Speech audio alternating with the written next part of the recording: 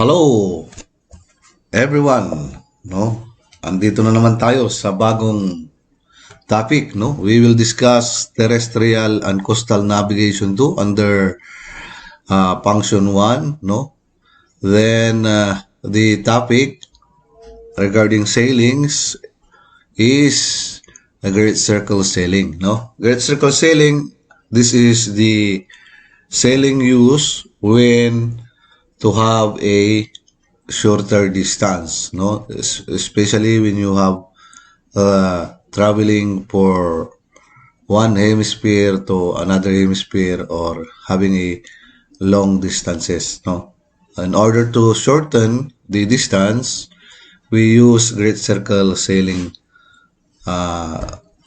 method, no? Okay, so what we are going to calculate here are the following: the distance, the cosine initial course angle, arc cosine initial course angle, the final course angle, and the latitude vertex, no, latitude vertex where the highest point of the route, no, and of course the sine DLO vertex. And after that, we can calculate the vertex, no? And then the latitude of each vertex, we can also solve for it, no? Okay, so these are the following methods, no, that we are going to discuss. Okay, so I will discuss the rules, no, when you are taking the following problem, no. First, you have to calculate the distance, no. In calculating the distance, the rule you must remember, or you have to keep in mind, that in order to take the distance in miles, you have to multiply, no, after all the calculation, having input, equating or all the formulas inside the parentheses, no. Just one thing to remember, no, if the departure or your initial point and you cross the other latitude, or you cross the equator, you don't have to use plus, you will use minus, no. So that's why in our equation here we have plus minus here, no. Just remember, when you cross, you have to use the subtraction, no. When at the same north, you don't have to use subtract. Okay. Next is initial course angle, no. After solving for distance, you have to solve for initial course, your initial course angle, no. The formula used for initial course angle are also shown on this presentation, no, which is sine latitude 2, no, subtract 2, close parenthesis, the distance, cosine distance, and the sine latitude 1 over sine distance multiplied by cosine latitude 1. Now, what are the things or rules to remember when you are taking initial course angle? First, you have to distance must be in degrees, not in miles, no. You don't have to use the miles. You have to convert or use the initial initial course cosine distance, no, which is in degrees. And next rule is to make the latitude 2 negative when crossing the equator, and if it is not, so keep it positive, no. Then what else? When you are labeling the initial course angle according to the same name of latitude 1. So, for example, your latitude 1 is north, the first name will be north, no? And the DLO will be your second name for your quadrant. So, we will discuss later on, no, with the naming. Okay, so moving on. After the calculation of initial angle, now that you have the initial angle, you are also required to solve for final course angle. No? Sine latitude 1, subtract 2 cosine distance and sine latitude 2 over sine distance and multiply to cosine latitude 2. Same rule, no? Distance must be in degrees, not in miles. Latitude 1, negative when you cross the equator. And of course, when leveling your final course angle, you have to base contrary on your latitude 2. You have to name. Contrary means opposite, no? Contrary means opposite. And same name as the difference of longitude, no? That is when you name your final course angle. Okay, the next that you are going to calculate or to compute is the latitude vertex. Latitude vertex is the maximum of the your route, no? Excuse me. Use the initial course angle, not the true course, no? So, when you are calculating the latitude vertex, you have to use the quadrantal course, not the true course, no? Okay, name the latitude of the vertex according to the name of latitude 1. Okay, so now those are rules. Okay, after the latitude vertex, next is your DLO vertex. DLO vertex is the DLO from your departure to the vertex. No, meaning from your initial point of departure up to the longitude vertex, up to the vertex of the latitude. No, so that point is you are going to calculate. Now here is the rule. If the initial course is less than 90 degrees, the vertex is ahead of you and in the direction of your original DLO. If the initial course angle is more than 90 degrees, then the vertex is behind you and in the direction of your DLO. Okay, so longitude 1, you have always to add the DLO vertex in order to take the longitude vertex, no? So that is the rule. Now, these are the equation used to calculate each the latitude x, the tan latitude x is equal to cosine DLO vertex and multiply by the latitude tan latitude vertex. Used to determine the points along the way, used to prove your solution of DLO vertex and the proper calculation of your longitude of the vertex. Okay, here are the following. Now, longitude 1, add with your DLO vertex, longitude vertex, add again your longitude 2 to take the longitude vertex 2. Okay, the DLO vertex 2 is put into the formula along with the latitude vertex. You will solve for the latitude 2. If you do not get the latitude 2, then you probably apply the DLO vertex incorrectly to longitude 1. Okay, to have a clear picture, no, I will give you an example, no. I will give you an example used to determine the composite sailing longitude when entering and departing your limiting latitude, arc cosine d low vertex, tan latitude x over to tan latitude b. Longitude 1, d low vertex, longitude 2, d low vertex 2. No? D. Okay, so we will proceed to the calculation. Okay, now, this is an example of a calculation of great circle sailing.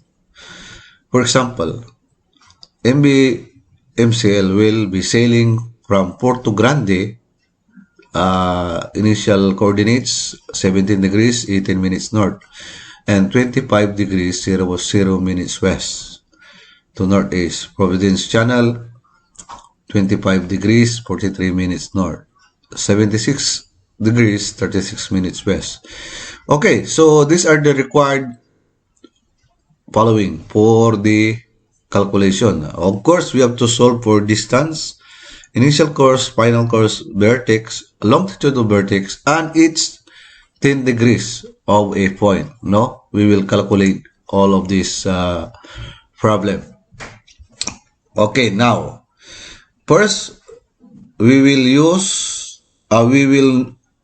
notice if she will cross the equator, no? So, since 17, 18 degrees north, the initial, and the final will be at 25 degrees 43 north. So, meaning, we will not cross, no? We will not cross the equator. Okay, so here are the clear picture from your problem. She will depart from point A to point B, no? And we will solve for the vertex. Vertex is the highest point, no? Highest point, of course, with the highest 90 degrees point. And of course, the longitude vertex is there, no? And each point, latitude x, we will calculate that in this problem. Okay, now, we don't need DLAT, no? So, we just listed the latitude here and also listed the longitude 1 and longitude 2. So, we need the DLO. So, we will subtract DLO, no? Since they are same name, we will have an difference of 51 degrees 36 minutes west. Okay. Now, first, we have to calculate the distance, no? Cosine distance is, of course, we substitute with the formulas using our given coordinates. We have to cosine latitude 1, 17 degrees 18 minutes, and cosine latitude 2, 25 degrees 43 minutes. Multiply again with your cosine DLO, which is 51 degrees. Now, since the problem or the coordinates are not crossing equator, we will use addition, no? And then sine latitude 1, 17 degrees 18 minutes. Then multiply again with sine 25 degrees 43 minutes. And you will come up with this output, no? Then don't forget, if you want to convert in miles, you have to multiply by 60, and then you have to don't forget you don't have to forget the inverse cosine, no? In order to take the final answer. Okay, so that is our distance. After taking distance, you will go to initial course. Then equate again the following coordinates using sine latitude 2, cosine distance. Now that you have the distance, you can use now. But remember, you have to use the degrees. Do not use in miles. Do not use miles, no? So you have to use in degrees. Okay, then you have to multiply the sine latitude 1, no? Then over sine distance again, no? Then multiply by cosine latitude 1. And you will come up with this answer. Don't forget again to inverse cosine in order to take the degrees. Now, in labeling your initial course, as we discussed, that we have to label it according to our latitude 1 and our DLO, name of DLO. Since northwest is in the fourth quadrant, we have to deduct by 360, no? In order to get the 289 course for your initial course angle. Okay, now final course. Same procedure. You have to equate sine latitude 1. You have to deduct from the cosine distance and multiply to sine latitude 2. And you will come up with this answer. And since we are contrary, so we will label it with the opposite direction of your latitude 2. And same with your name with yellow. Since southwest is in the third quadrant, you have to add 180, no? So you will come up with the final course of 269.2 degrees true, or 269, no? Again, after moving on, after calculating the final course, you have to calculate for the vertex, the highest point where your root will reach, no?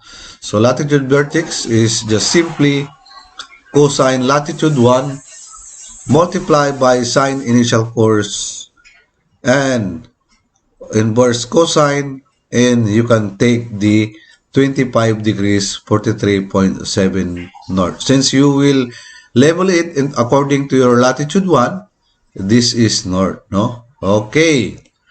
Now that we have the vertex, we can solve also the DLO vertex, no? The answer is cosine initial course and sine latitude vertex over sine latitude vertex, and you have to equate, and then after that you will have an answer of 0.73046 inverse sine, and you will come up with DLO vertex of 49 degrees 44 minutes west.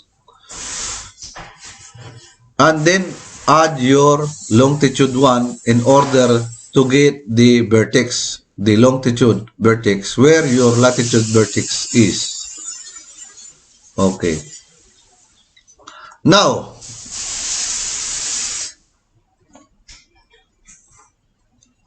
tangent latitude x1.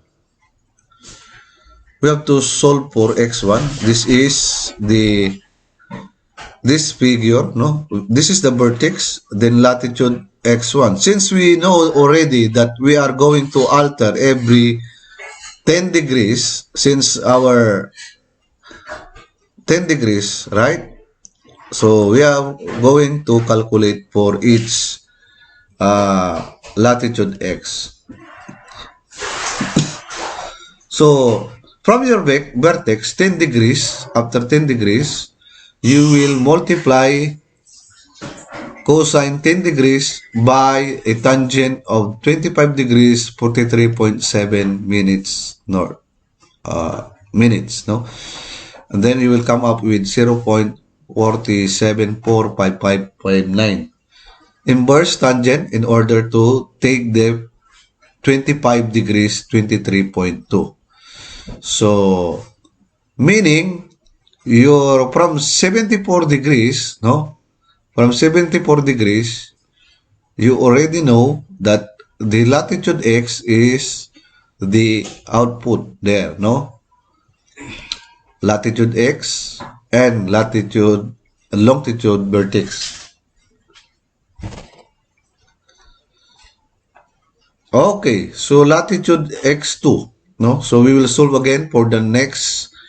So after 10 degrees, another 10 degrees, you will use additional 10 degrees. So you will have cosine 20 degrees multiplied by your latitude vertex, which is same with your vertex, no? 25 degrees, 43.7. Then, again, you will come up with 0.4528159. Inverse tangent, and your latitude x2 will be 24 degrees, 21.7 north. Okay, so moving on, no?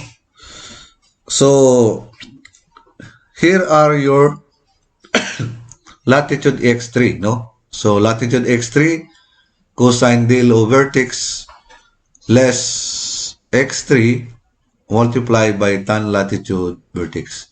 So, since you are in the third 10 degrees, you will use cosine 30 degrees. Same with your latitude vertex, and you will come out with 0.4173174. Then inverse tangent in order to get the value of your latitude x3. So now, since every 10 degrees, you already have the latitude here, longitude here, 64, 54, and the 44.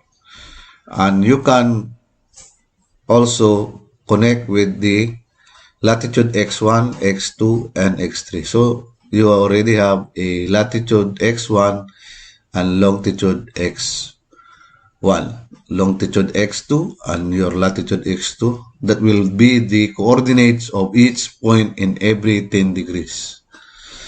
Okay, so that's all for Great Circle Sailing. If you have any question, you can write in the comment below, and thank you for watching.